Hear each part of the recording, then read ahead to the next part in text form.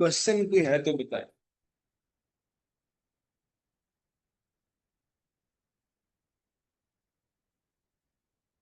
चलो ठीक है, मैं स्क्रीन शेयर करता हूँ, फिर हम स्टार्ट करते हैं। कल हमने पढ़ लिया था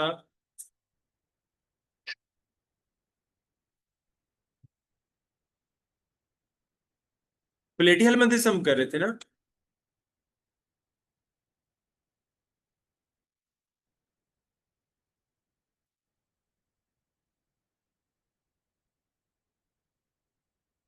जी सर। ठीक है, स्क्रीन आपको शेयर हो तो बता दीजिएगा।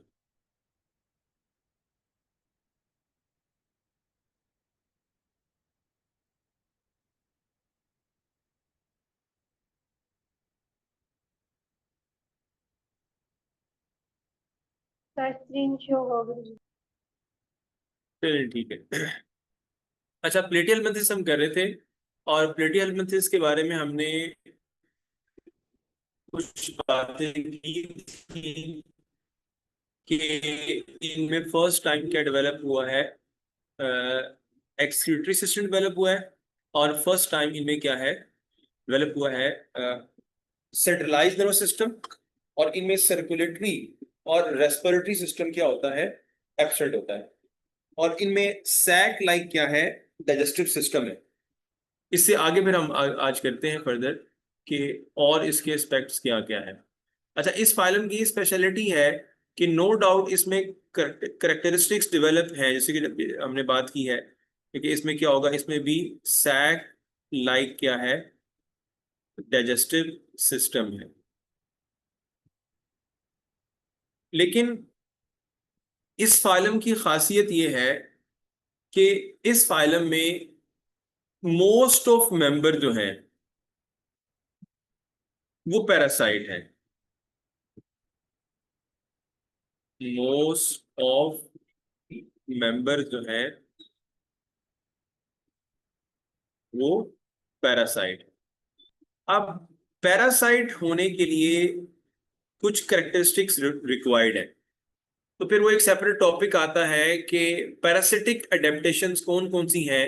प्लेटी हेल्मंथस में वो 5 से 6 करेक्टरिस्टिक मेंशन है कि ये सारे के सारे क्या है, पैरासिटिक करेक्टरिस्टिक्स हैं। फॉर एग्जांपल अगर उसमें पहली बात करें तो इन्होंने क्या किया, रिमूव किया एपिडर्मिस को and develop the cuticle, so that के होस्ट की जो बॉडी है वो क्यूटिकल को डिस्ट्रॉय नहीं कर सक, क्योंकि एपिडर्मिस को डिस्ट्रॉय कर सकती है।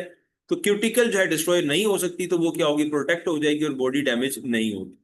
इसके साथ साथ उन्होंने क्या किया, दे रिड्यूस। अब कौन कौन से सिस्टम इनमें रिड्यूस हुए हैं। पहली बात, इनमें रिड्यूस हुआ है नर्वस सिस्टम। दूसरी बात, इनमें रिड्यूस हुआ है मस्कुलर सिस्टम, बिकॉज मूवमेंट की इतनी जरूरत इनको नहीं है। इसके इसके अलावा इनमें क्या है, रिड्यूस है डाइजेस्टिव सिस्टम।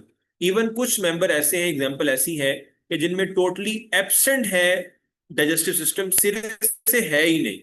और वो एग्जांपल किसकी है, वो एग्जांपल है इसमें जो टेप वर्म है उसके बारे में ये कहा जाता है कि उसमें टोटली एब्सेंट है क्या, डाइजेस्टिव सिस्टम। तो इसमें क्या होगा, रिड्यूस होगा डाइजेस्टिव सिस्टम। तो ये सारे सिस्टम इनमें रिड्यूस हैं, और ये किसके लिए रिक्वायर्ड है, ये पैरासिटिक वे ऑफ लाइफ के लिए रिक्वायर्ड है। अब इनमें डेवलप क्या है, थर्ड पॉइंट, इनमें डेवलप है they have complex complex reproductive system. और कॉम्प्लेक्सिलिटी क्या है इस सिस्टम की रिप्रोडक्शन की, बिकॉज कॉम्प्लेक्सिलिटी ये है कि they spend their life in more than one host. एक होस्ट नहीं है, होस्ट क्या है इसके, ज्यादा है। अभी आगे एग्जांपल में हम पढ़ेंगे भी, होस्ट जो है वो क्या है, टू और मोर है। और प्लस इनके करेक्टरिस्टिक्स है ये है कि इनमें डेवलप हुए हैं एडहेसिव ऑर्गन। अब एडहेसिव ऑर्गन क्या है? एडहेसिव ऑर्गन असल में अटैचमेंट के लिए ऑर्गन है, जिसकी एग्जांपल हमारे पास सकर्स और हुक्स की शक्ल में है in different types of the Platyhelminthes. तो इनमें क्या है? सकर्स हैं और प्लस क्या है? हुक्स हैं। अब ये अच्छा, एक और पॉइंट यहाँ पे यहाँ याद रखें, दो टर्म्स में डिफरेंस है जो आ सकता है मल्टीपल चॉइस क्वेश्चन के लिहाज से। फॉर एग्जाम्पल, एक टर्म आप लोग पहले पढ़ते हैं, यहाँ जो टर्म है वो इन्फेस्टेशन है। इन्फेस्टेशन। एक टर्म और आप लोगों ने पढ़ी है इन्फेक्शन। तो इन्फेस्टेशन और इन्फेक्शन में फर्क क्या होता है जी? कौन बताएगा?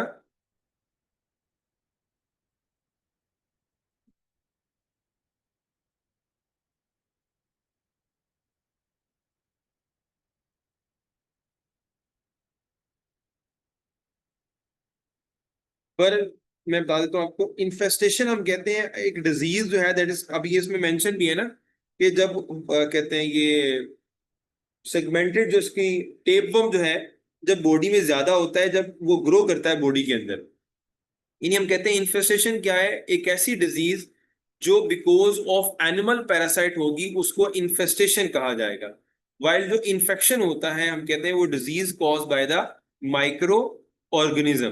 तो चूंकि ये जो कहते हैं पैरासाइट्स इसके हैं, ये बिलोंग करते हैं किंगडम एनिमिलिया से, यानी ये एनिमल्स हैं और इनका ताल्लुक भी एनिमल किंगडम के साथ है। तो इसलिए आप कहेंगे कि ये जो डिजीज होगी इनकी वजह से, वो कहलाएगी इन्फेस्टेशन। और इसका जो ऑपोजिट है वो है डिस इन्फेस्टेशन। तो ये दो टर्म आप लोगों ने याद रखनी है, इन्फेस्टेशन एंड डिस इन्फेस्टेशन। फिर इसमें जिक्र है इन्फेस्टेशन वाले पॉइंट पे, लिखा हुआ है कि जब टेपवर्म ग्रो करेगा during the infestation caused by the tapeworm. तो टेपवर्म का जो एम्ब्रियो होगा, जब वो ग्रो करेगा, तो इसके एम्ब्रियो के पास, टेपवर्म जो एम्ब्रियो है, इसके पास 6 जो है वो क्या होंगी? हुक्स होंगी, जिसकी मदद से ये जो है वो होस्ट की बॉडी से अटैच होगा। और उन हुक्स की जो नेचर होगी वो क्या होगी? वो काइटन होगी। तो ये इसकी जो है वो पैरासिटिक वे ऑफ लाइफ से मेंशन है।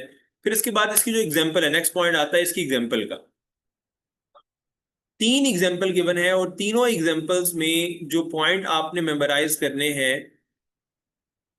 वो इनके कॉमन नेम और इनके साइंटिफिक नेम है।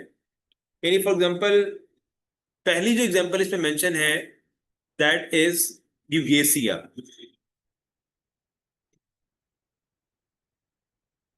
अब दूसरी जो एग्जांपल मेंशन है वो फेसियोला है,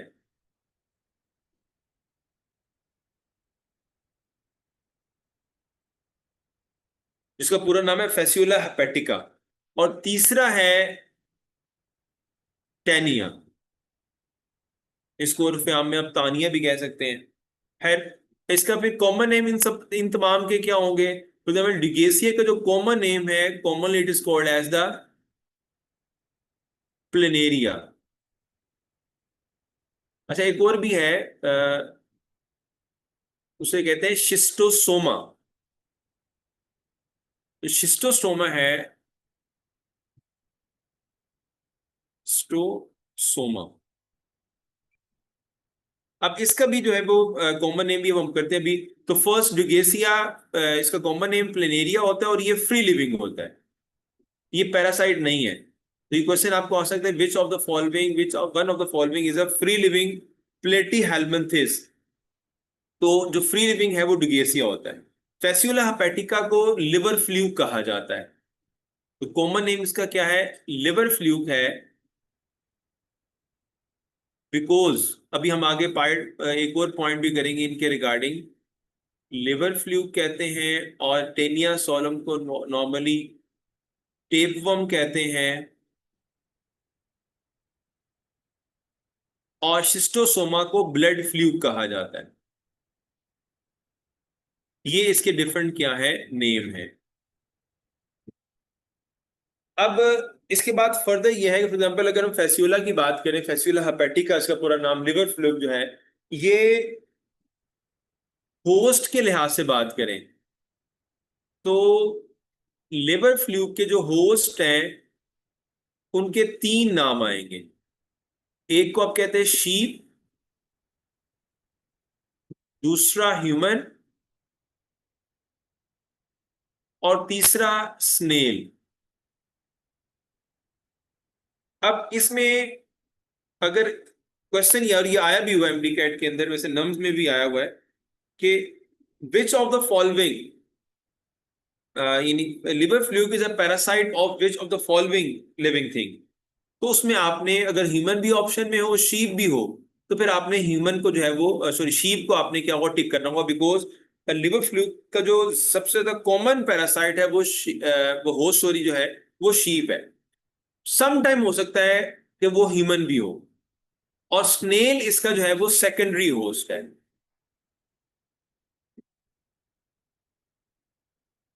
तो ये पॉइंट आपने जो है वो इनके होस्ट के रिगार्डिंग याद रखने हैं। और होस्ट की बॉडी में जो लिवर फ्लूक है ये पैरासाइट किस चीज का है, ये पैरासाइट है बाइल डक्ट का। So it's a parasite of the bile duct, यानी होस्ट की बॉडी की जो बाइल डक्ट है उसके अंदर जो है ये ग्रो करेगा। तो ये पॉइंट हो गए अबाउट द फेस्यूला हेपेटिका। आप आ जाते हैं टेनिया यानी टेपवर्म। अब टेपवर्म वो मेंबर है प्लेटीहेल्मिन्थेस का जिसकी बॉडी क्या है, सेगमेंटेड है। अब ये एक्सेप्शन है क्योंकि अगर आप फाइलम की बात करेंगे प्लेटीहेल्मिन्थेस के बारे में, तो प्लेटीहेल्मिन्थेस अनसेगमेंटेड फाइलम है, सेगमेंटेड फाइलम नहीं है। लेकिन इसका एक मेंबर ऐसा है जो इसकी बॉडी सेगमेंटेड होती है, और इसके सेगमेंट्स को स्पेशल नेम भी दिया जाता है, और वो नेम है, फॉर एग्जाम्पल ये सेगमेंट्स हैं, तो जो सेगमेंट्स एक एंड से क्या होगा, टूट के इससे गिरते रहेंगे, और सेगमेंट्स को हम नाम देते हैं, ये क्या है, this is called as it's proglottids.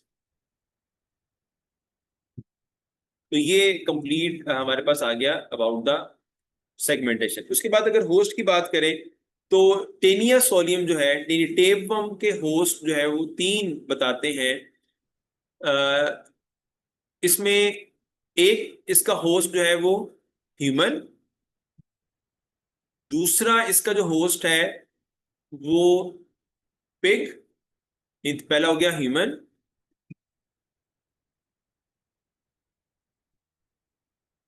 दूसरा इसका जो होस्ट है वो पिग है, और तीसरा जो इसका होस्ट है वो हम कहते हैं कैटल है। लेकिन इनमें जो डिफरेंस आएगा प्राइमरी और सेकेंडरी होस्ट के लिहाज से, तो पिग और जो कैटल है ये इसके सेकेंडरी होस्ट है, जिसको इंटरमीडिएट होस्ट भी कहा जाता है, वाइल ह्यूमन जो है इसका क्या होगा, प्राइमरी होस्ट का।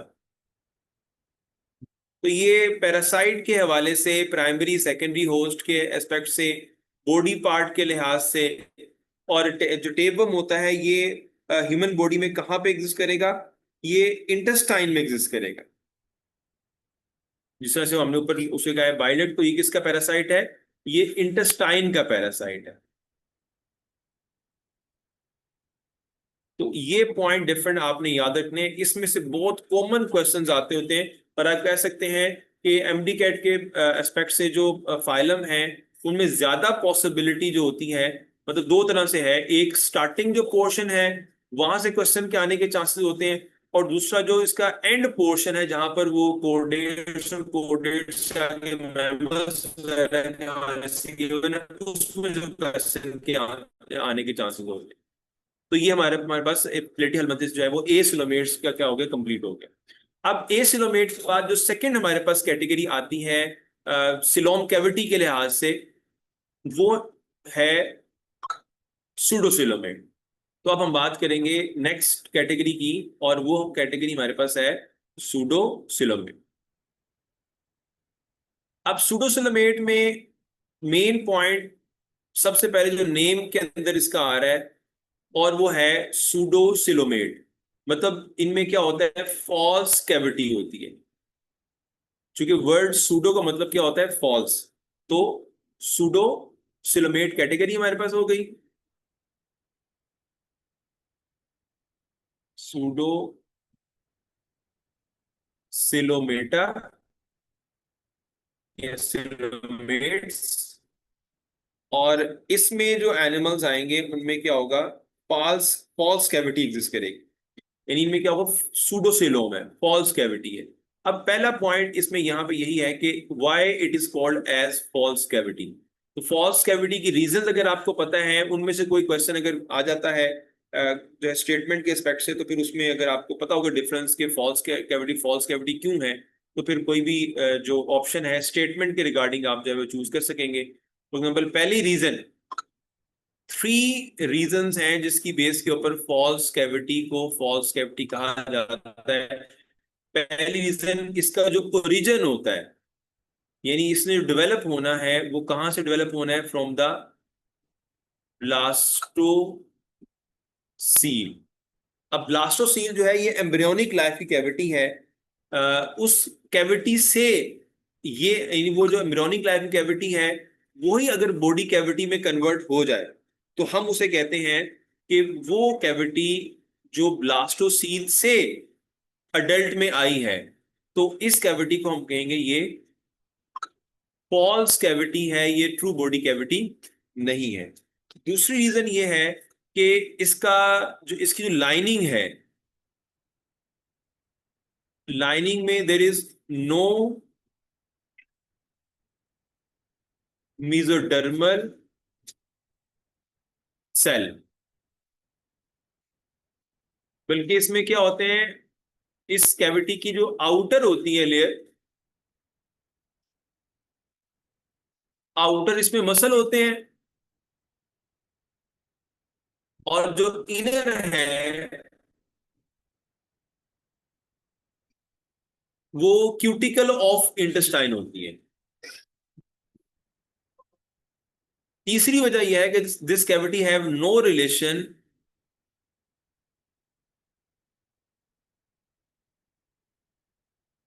With reproductive and excretory system. तो इन 3 वजूहात की बेस के ऊपर हम कहते हैं ये कैविटी क्या है, ये फॉल्स कैविटी है। अब सूडोसिलोमेट्स में जो फाइलम आता है वो फाइलम एक ही है, and that is the nematodes, या उसे हम कहते हैं एस्केलमेंथिस। इसके 2 नाम हैं। So it is called as it's a Aschelminthes,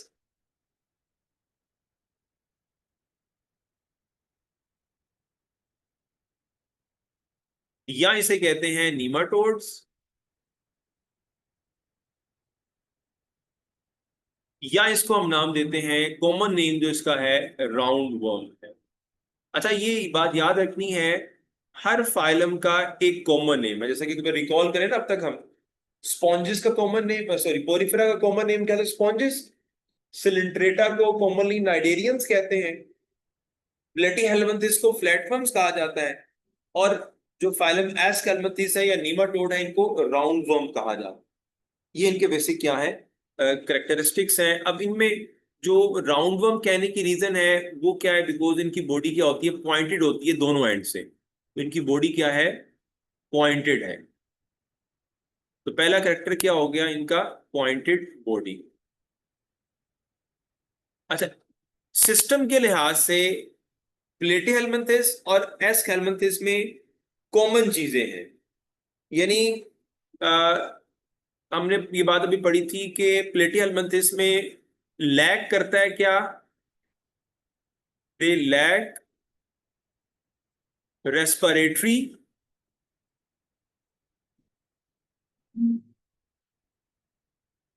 and excretory system.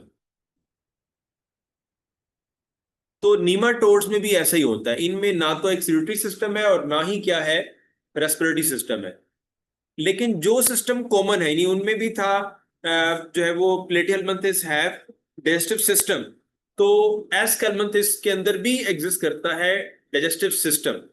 लेकिन फर्क क्या होता है कि इनमें फर्स्ट टाइम क्या डेवलप हुआ, नीमाटोड्स के अंदर फर्स्ट टाइम डेवलप हुआ ट्यूबुलर डाइजेस्टिव सिस्टम। तो इनमें फर्स्ट टाइम क्या है,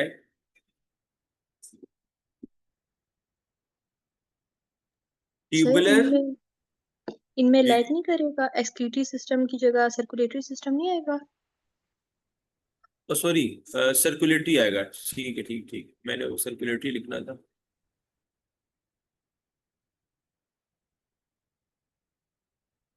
सही है, सही है, क्योंकि एक्सक्रीटरी तो डेवलप हो चुका है ना पहले। मैं यही कह रहा हूँ कॉमन है चीजें, तो कॉमन में यही चीज है कि लैक रेस्पिरेटरी एंड सर्कुलेटरी।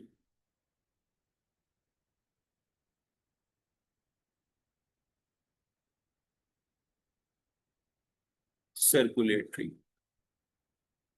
इनमें होता है एक्सक्रीटरी सिस्टम, बल्कि वो दो ट्यूब्स होती हैं, वो भी हम आगे पढ़ेंगे। लेटरल साइड पे लेटरल डक्ट्स हैं जो एंटीरियर एंड पर ओपन होंगी, तो दो डक्ट्स इसमें एग्जिस्ट करती हैं।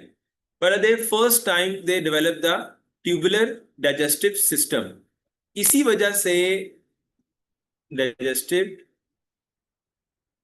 सिस्टम। इसलिए ये वो एनिमल फाइलम है जिनको ट्यूब विद इन ट्यूब जो है वो कहा जाता है, कि एक बॉडी भी ट्यूब लाइक है और उसके अंदर जो है वो ट्यूबुलर डाइजेस्टिव सिस्टम है, तो इसे कहते हैं ट्यूब विद इन ट्यूब। तो ये सिर्फ इन्हीं एनिमल्स के बारे में कहा जाता है, और एनिमल्स के बारे में जो है ये वर्ड यूज नहीं करते। अच्छा, इसके अलावा इनमें क्या होता है, सेंसरी स्ट्रक्चर होते हैं इनमें। दे आल्सो हैव सीएनएस,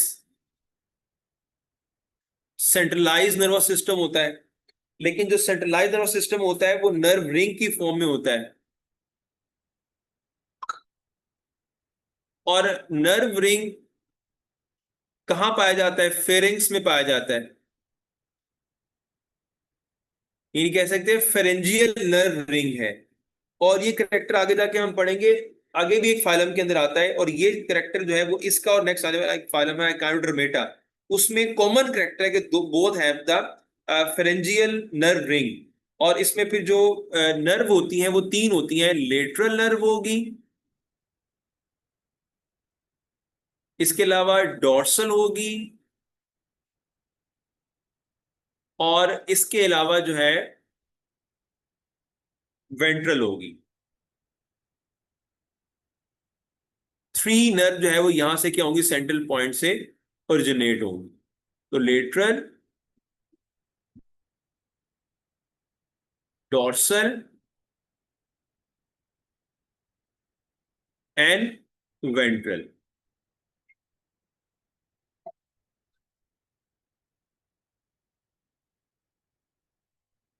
एक मिनट जरा वेट कीजिए।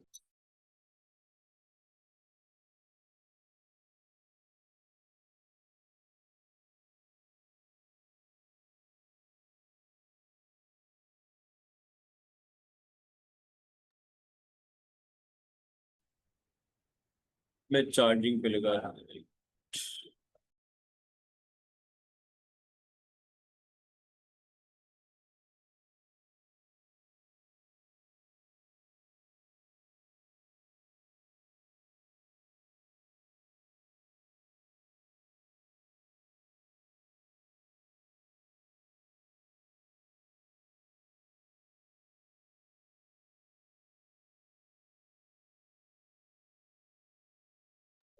अच्छा, सो अच्छा, इनमें ये आ गया हमारे पास इनका नर्वस सिस्टम। फिर इसके अलावा इनमें मसल्स की डेवलपमेंट है, लेकिन मसल्स पूरे सर्कुलर नहीं है. So there is no circular muscle in the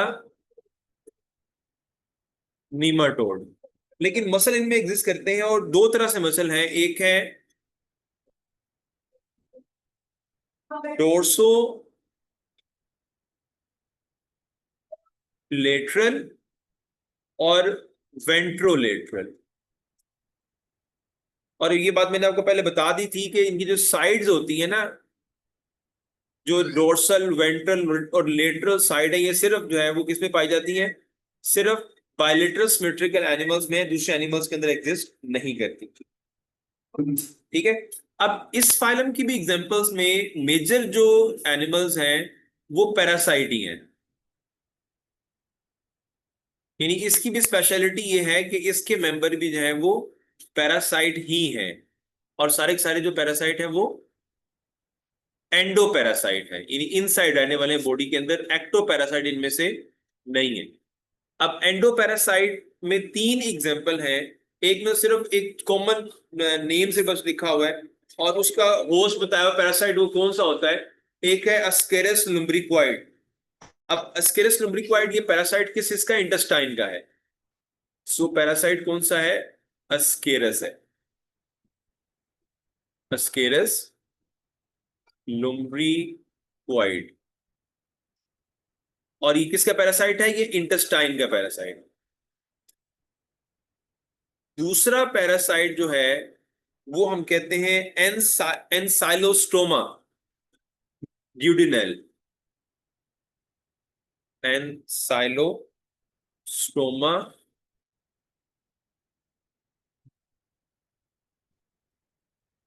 ड्यूडिनेल, जिसका कॉमन नेम, वैसे उसका स्केरस को तो कॉमन नेम नहीं मेंशन यहां पर, उसको स्केरस ही कहा जाता है.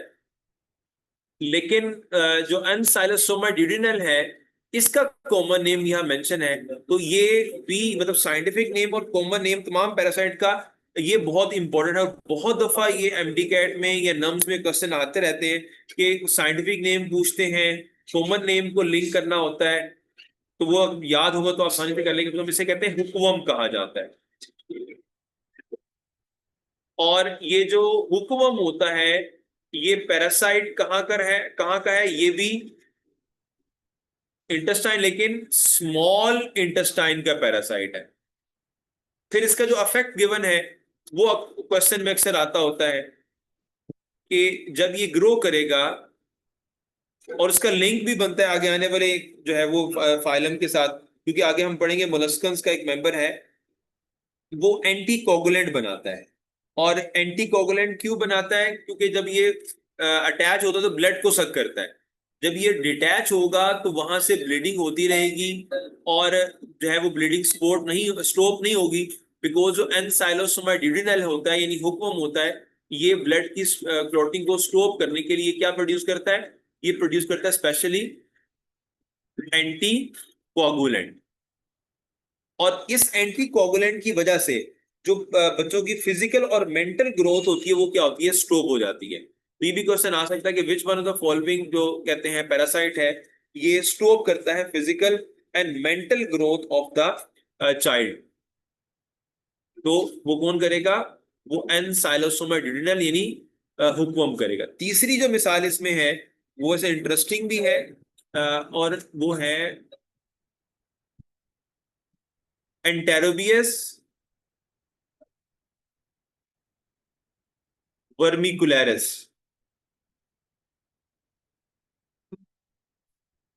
और एंटेरोबियस वर्मिकुलरिस का कॉमन नेम जो होता है ये पिनवर्म होता है. इसको पिनवर्म कहा जाता है. और पिनवर्म क्यों कहते हैं? बिकॉज इसके सिम्टम्स में से इसका कॉमन नेम क्या है? इसको पिनवर्म कहेंगे बिकॉज ये कॉज करता है इंटेस्टाइनल इचिंग. ठीक है, इसलिए इसको पिनवर्म कहते हैं. और ये पैरासाइट कहाँ का है? ये लार्ज इंटेस्टाइन का पैरासाइट है. Large intestine. और लार्ज इंटेस्टाइन में भी ये पैरासाइट स्पेसिफिकली 3 रीजन के अंदर है, सीकम में भी, कॉलन में और अपेंडिक्स में। 3 रीजन के मेंशन है, caecum, colon and appendix.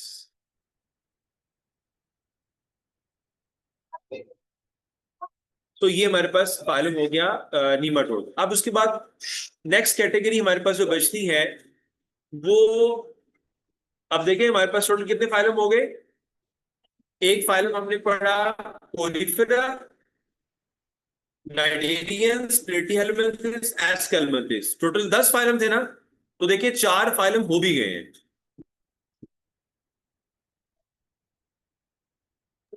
Ji sir. उसके बाद आखिरी जो कैटेगरी बनती है हमारे पास सिलोम कैविटी की बेस के ऊपर, वो क्या है, वो सिलोमेट्स की है।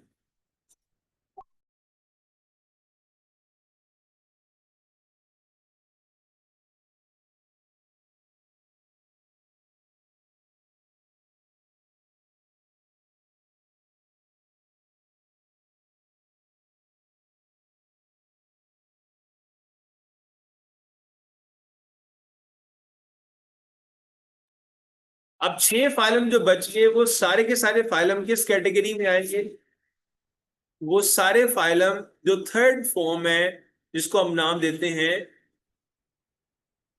सिलोमेटा, इसके अंदर आए। अब सिलोमेटा को फर्दर डिवाइड किया हुआ है 2 ग्रुप्स में। और ये करेक्टर जो है 2 ग्रुप्स का वो इस बेस पर है कि इनमें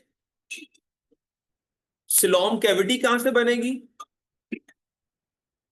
इन म्यूजिडम कहां से बनेगी,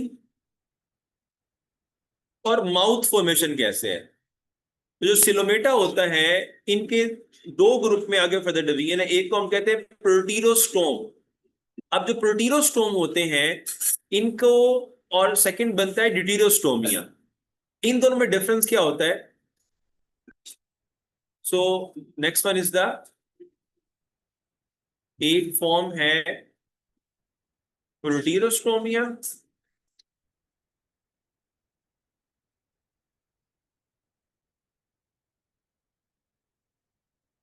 और सेकंड कैटेगरी हमारे पास है डिटीरोस्टोमिया।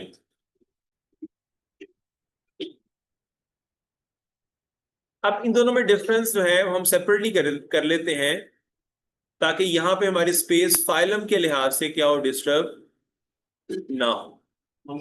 ठीक है, तो ये ऊपर से कर लेते हैं हम यहाँ पे। ये जगह है, ठीक है। अब जो प्रोटीनोस्टोमिया है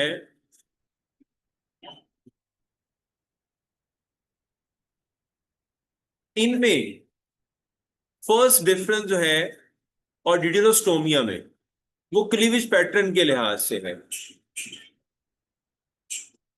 अब क्लीवेज पैटर्न क्या होता है, हमें ये बात पता है कि जब जाइगोट बनता है तो जाइगोट जो है वो डिवाइड करता है।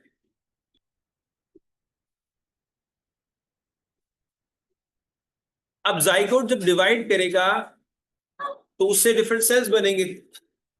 अब प्रोटीनोस्टोमिया में डिवीजन जो होती है ये इस तरह से होगी, सपोज दैट हम कहते हैं ये सेल, ये जाइगोट है, तो इसमें एसिमेट्रिकल डिवीजन होगी इस तरह से। और सेल जो बनेंगे वो अनइक्वल साइज के होंगे, लेकिन इन सेल्स का फ्यूचर होगा वो डिफाइन होगा। तो हम कहते हैं क्लीवेज पैटर्न प्रोटीरोस्टोमिया में कैसा होता है, ये प्रोटीरोस्टोमिया में क्लीवेज पैटर्न जो है वो एसिमेट्रिकल होता है लेकिन डिटरमिनेट होता है। डिटरमिनेट का मतलब ये होता है कि हर सेल का जो फ्यूचर है वो डिसाइड होगा कि उसने इन फ्यूचर कौन से बॉडी पार्ट को बनाना है। तो हम कहते हैं एसिमेट्रिकल एंड डिटर्मिनेट। जबकि डिटेरोस्टोमिया में क्या होता है कि इसमें क्लीवेज पैटर्न जो है वो रेडियल होता है। इस तरह हर लाइन सेंटर से पास करती है और सेल जो है वो इक्वल साइज के होते हैं, लेकिन जो फ्यूचर होता है वो डिफाइन नहीं होता, हम कहते हैं इनडिटर्मिनेट होता है, इनडिटर्मिनेट। यानी इसमें फ्यूचर जो है डिफाइन नहीं होगा। इस बेस पर हम ये डिफरेंस भी करते हैं कि चूंकि फ्यूचर डिफाइन नहीं है, तो इसका मतलब है कि ड्यूटेरोस्टोमिया के अंदर एम्ब्रियोनिक सेल कोई भी हो, उससे मुकम्मल एनिमल जो है वो जनरेट किया जा सकता है। जबकि प्रोटीरोस्टोमिया में ऐसा नहीं होता, क्योंकि उसमें हर एक का फ्यूचर जो है वो डिफाइन हो चुका है। तो अब ऐसा पॉसिबल नहीं है कि हम किसी भी एक सेल से मुकम्मल जानदार या मुकम्मल ऑर्गेनिज्म जो है वो बना सके। इसलिए हम कहते हैं कि प्रोटीरोस्टोमिया में मुकम्मल ऑर्गेनिज्म प्रोड्यूस नहीं हो पाएगा, जबकि विद इन डिटेरोस्टोमिया मुकम्मल ऑर्गेनिज्म जो है वो एक सिंगल सेल से जो है वो जनरेट हो सकता है, बिकॉज इसमें है इनडिटर्मिनेट। अब इसके बाद नेक्स्ट पॉइंट ये है कि जब एम्ब्रियो की शेप चेंज होती है दोनों के अंदर, और एम्ब्रियो इस तरह से इलोंगेटेड हो जाता है ये फॉर्म का, तो ये बनता है पोर। इसको हम नाम देते हैं ब्लास्टोपोर। ब्लास्टोपोर। अब ब्लास्टोपोर कन्वर्ट किसमें होता है? ब्लास्टोपोर कन्वर्ट होता है माउथ में। तो प्रोटीरोस्टोमिया जो वर्ड है इसका मतलब ही यही है कि फर्स्ट क्या होगा? Mouth. Because blastopore change into the mouth, while within deuterostomia क्या होता है कि जो ब्लास्टोपोर है this will convert into the anus.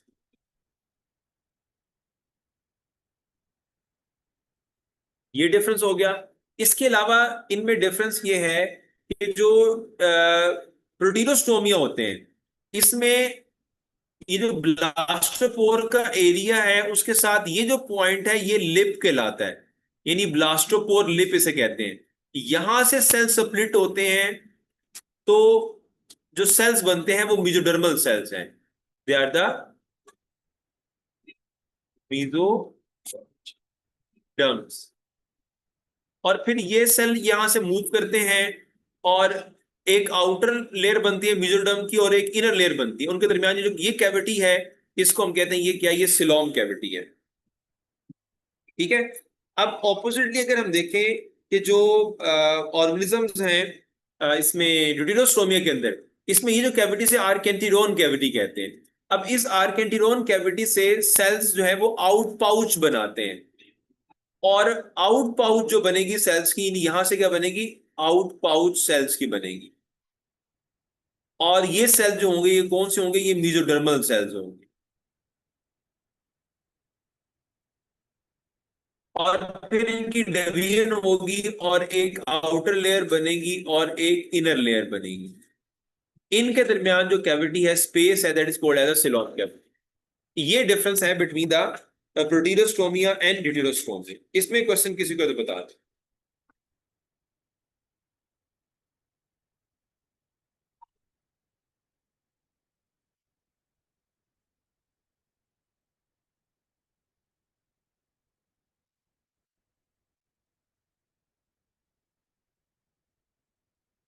अब तीन फाइलम जो है वो आते हैं प्रोटीरोस्टोमिया में। एक फाइलम आता है एनालिड्स का,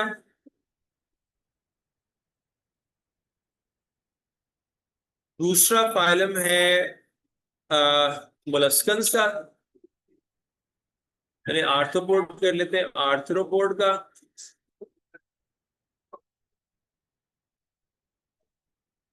और फिर फाइलम आता है मोलस्कन्स।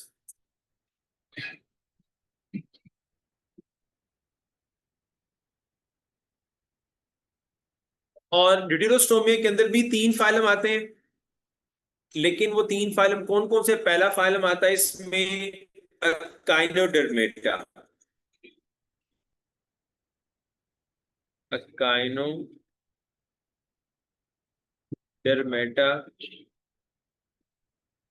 दूसरा है हेमिकोर्डेट्स, हेमिकोर्डेटा। और लास्ट जो है वो कोर्डेटा है।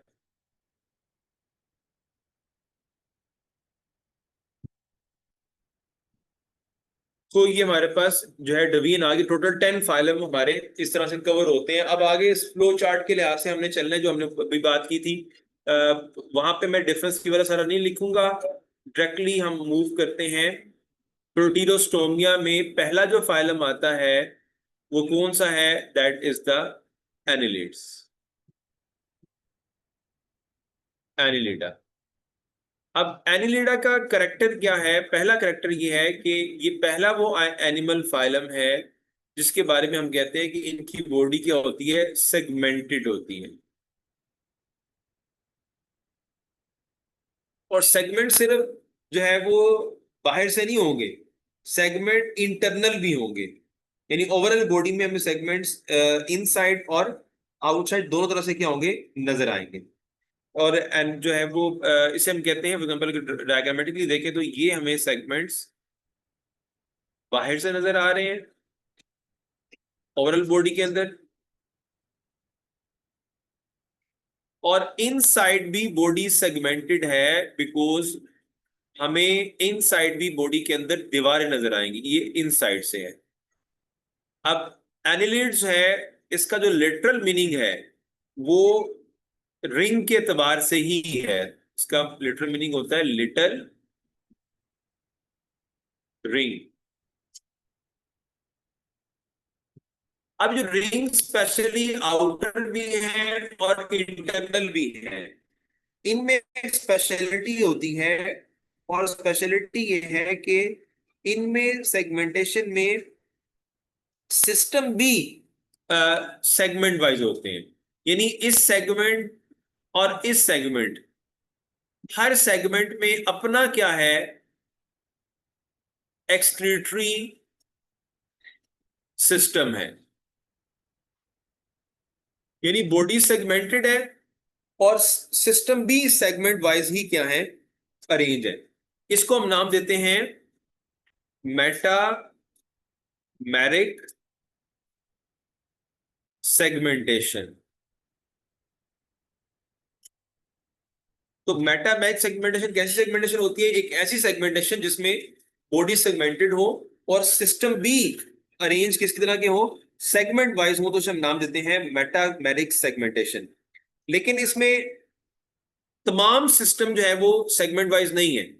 यानी सिस्टम ऐसे भी हैं जो पूरी बॉडी के एक हैं, सिस्टम ऑफ होल बॉडी।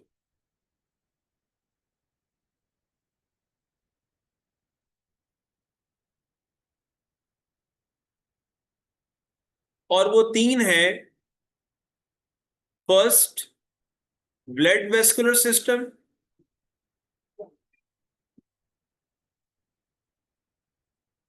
और यही इनकी स्पेशलिटी मेन है कि इस एनिमल फाइलम का ये करेक्टर है कि इनमें फर्स्ट टाइम डेवलप हुआ सर्कुलेटरी सिस्टम। बिकॉज इससे पहले हम ये बात कह रहे थे कि उनके अंदर क्या होता है? सर्कुलेटरी सिस्टम एब्सेंट होता है।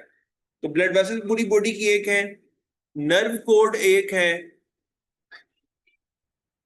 और इसके अलावा जो डाइजेस्टिव ट्रैक है, जो डाइजेस्टिव सिस्टम है, वो पूरी बॉडी का एक ही है। सो फिर नेक्स्ट पॉइंट में हम कहते हैं इनमें फर्स्ट टाइम क्या डेवलप हुआ? तो first time they develop the circulatory system. और ये सर्कुलेटरी सिस्टम किस तरह का था? ये क्लोज्ड सर्कुलेटरी सिस्टम था। इसमें क्या होगा? ब्लड वेसल, इसमें ब्लड जो है ब्लड वेसल से बाहर जो है वो नहीं आएगा, उसी के अंदर रहेगा। अच्छा, इसके अलावा इनमें एब्सेंट क्या है? इनमें एब्सेंट है रेस्पिरेटरी सिस्टम।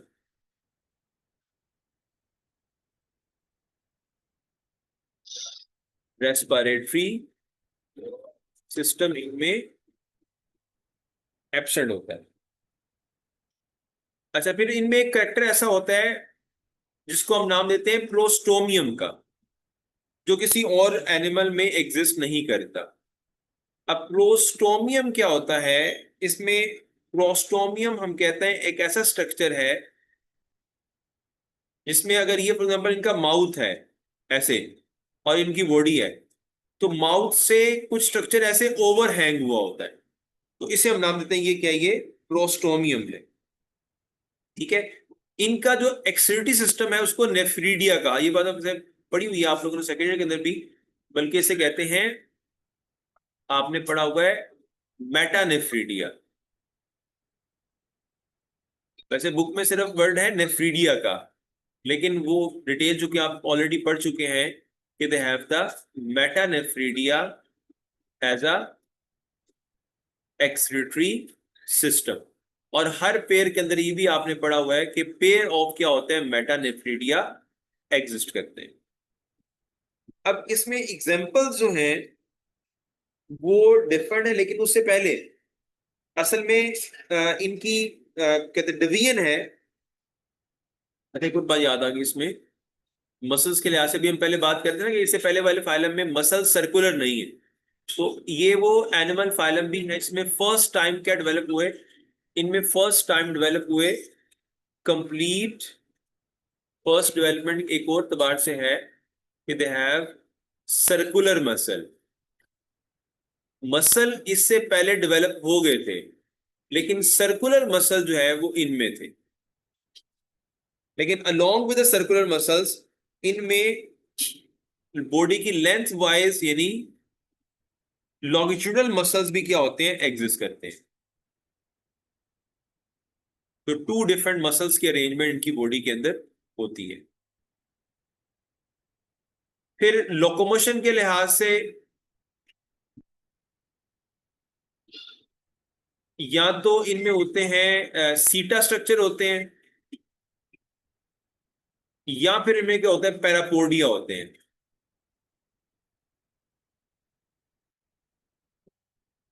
और कुछ मेंबर ऐसे हैं जिनमें circulatory sorry locomotory structure exist नहीं करता। इसी एतबार से एनालिड्स की जो डिवीजन होती है तीन फर्दर ग्रुप में।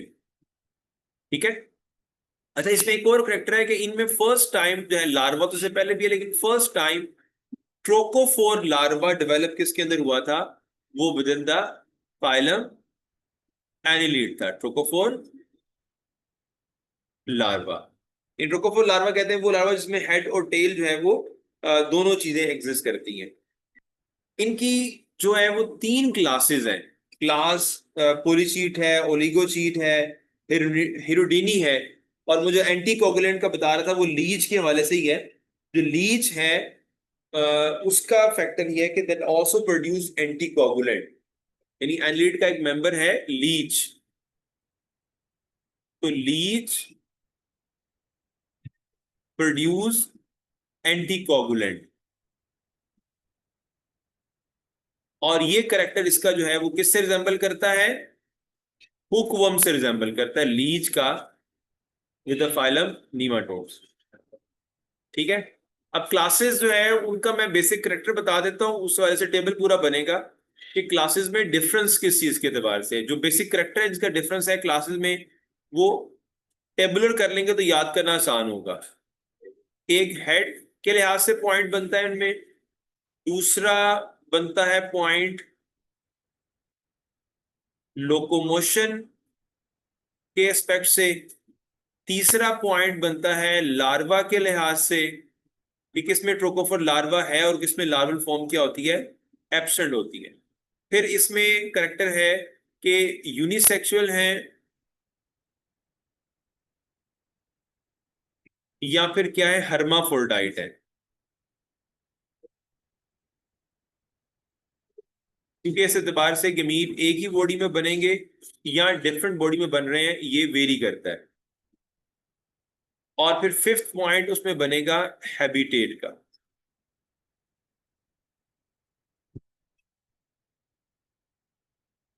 और सिक्स पॉइंट फिर बनता है एग्जाम्पल्स का।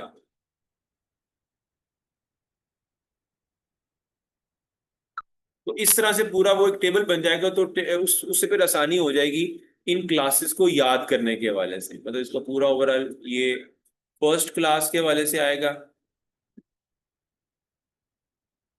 फिर उसके बाद दूसरी क्लास के हवाले से आ जाएगा।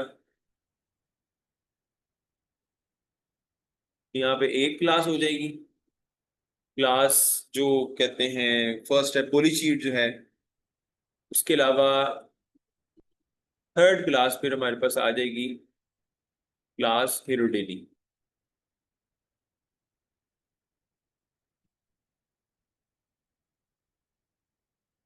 तो टेबुलर फॉर्म में ये तीनों चीजें इसमें जो है क्या हो जाएंगी, कवर हो जाएंगी।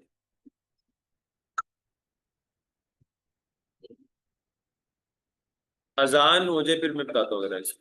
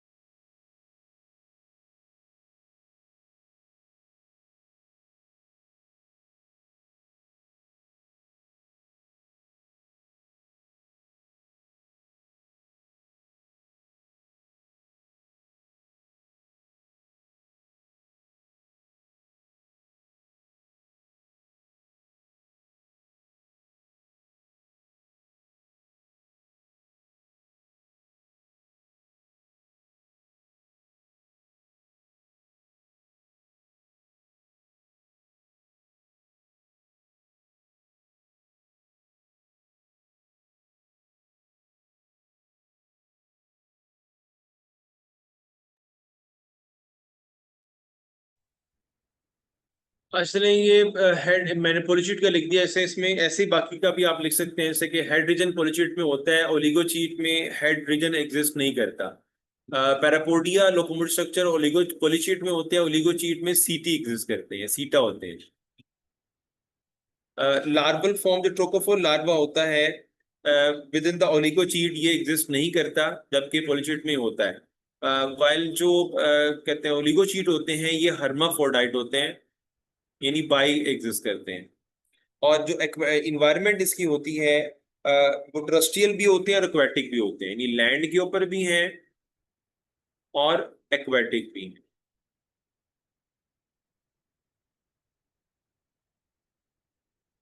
और एग्जाम्पल में इसके इसमें जो हमारे पास इंक्लूड होंगे, अर्सम सॉरी आता है, लिकोचीट में आता है, ये नीरीज आएगा।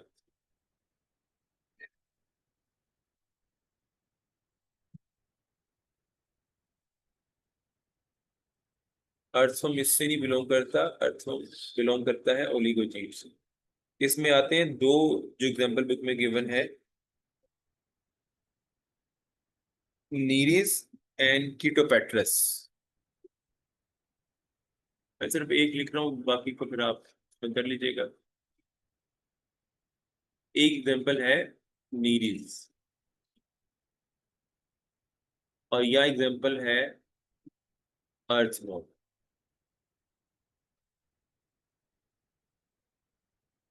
इसी एस्पेक्ट से कंपैरिजन जो है वो लास्ट ग्रुप का बनता है। इसमें कोई भी लोकोमोटरी ऑर्गन होता ही नहीं है। पहली बात, there is no locomotory organ within the Hirudinea. अब इनके जो है वो लार्वल फॉर्म के वजह से, तो लार्वल फॉर्म इनमें एग्जिस्ट करती है। यानी फर्स्ट वन में सिर्फ क्या होता है, लार्वल फॉर्म फर्स्ट में होती है और लास्ट वन में होती है। सेकंड में लार्वल फॉर्म जो है वो नहीं एग्जिस्ट, सेकंड में एग्जिस्ट नहीं करती, इसमें एग्जिस्ट करती है। और इसमें हेड रीजन भी एग्जिस्ट नहीं करता, मतलब एक चीज सिर्फ इसमें है और वो लार्वल फॉर्म है। और हर्माफ्रोडाइट, ये भी हम कह सकते हैं किस फॉर्म में होता है, बाई की फॉर्म में होता है। और इन्वायरमेंट हैबिटेट के लिहाज से ये क्या होते हैं, एक्वेटिक होते हैं। और एग्जाम्पल मैंने अभी आपको बताया कि लीच जो होती है वो इसी से बिलोंग करती है। तो ये तीन क्लासेस है किस चीज की हमारे पास, एनिलेट्स। अब हमारे पास आगे जो फाइलम रह गए वो मोलस्का है, आर्थ्रोपोड है, और फिर हेमिकोडेट और कोडेट्स वगैरह है। तो आज के में इतना काफी हो गया। आज हमने कितने फाइलम पढ़ लिए हैं, प्लेटिहेल्मिंथेस, नीमाटोड्स और एनिलीड्स, तीन फाइलम आज हमने पढ़े हैं और अच्छे खासे लेंथी फाइलम है जो हमने आज डिस्कस की। इसमें क्वेश्चन किसी को है तो बता दें।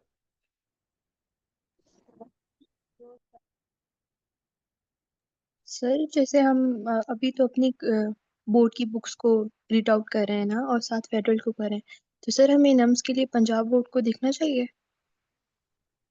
नहीं, नम्स वैसे नम्स के वाले से ना बड़ी मतलब एक्सपेक्ट नहीं करते कि इसमें से क्या चीज आएगी, कहाँ से आएगी, कैसे आएगी। तो इनका पेपर हमेशा जो है वो अनएक्सपेक्टेड होता है, लेकिन इसमें ज्यादा चीजें जो होती है ना वो पीटीबी में मेंशन है, पंजाब वाली बुक में।